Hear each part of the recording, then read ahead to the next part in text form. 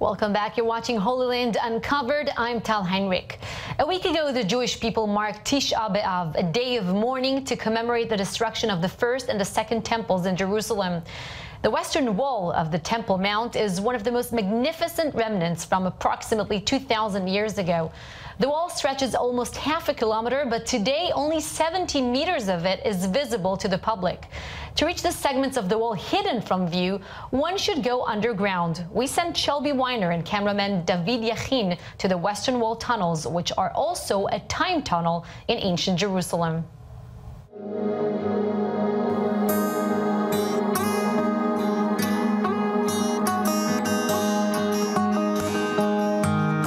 The Temple Mount compound is known for its breathtaking view.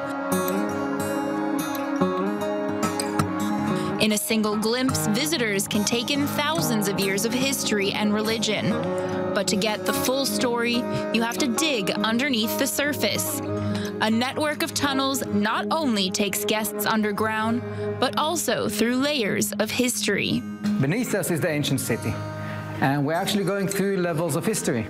Every king, every ruler, every empire that came to Jerusalem destroyed the city, covered everything up, and built their own city above it. Holy Land Uncovered went down under for a tour of the Israel Antiquities Authority latest excavations.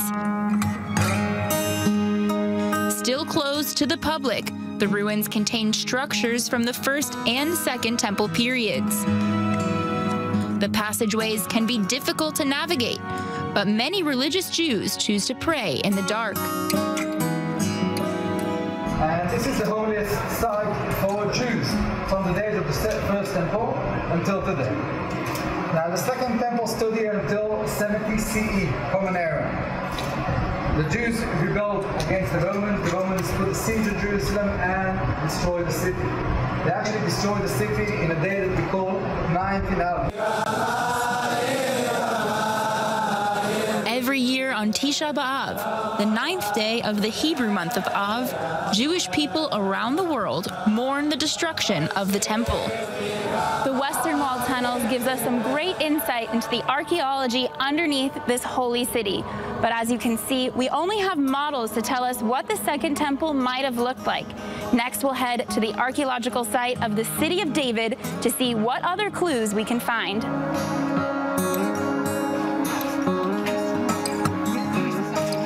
I'm one of the excavators who, together with Ortal Chala, for the past 4 or 5 months, have been exposing in excavations of the Israel Antiquities Authority in the City of David National Park remains of the 586 destruction level, which you can see behind me, the remains of the jars that were basically smashed and burnt beneath the wooden beams that collapsed on them.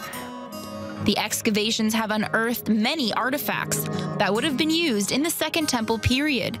Stamps help archaeologists pinpoint their exact time in history. Another dig at the City of David recently discovered what is being called the Pilgrims Path. What we're seeing here is a paved street leading from the Siloam Pool up to the Temple Mount. It was used for the pilgrims that came in the 3 festivals to Jerusalem. In this excavation, archaeologists found not only evidence of the destruction that overtook the Second Temple, the story of the fighting which preceded it is also coming up with the dirt. We find here a lot of evidence relates to the war that happened within Jerusalem, the fighting between the Roman soldiers and the Jewish rebellions.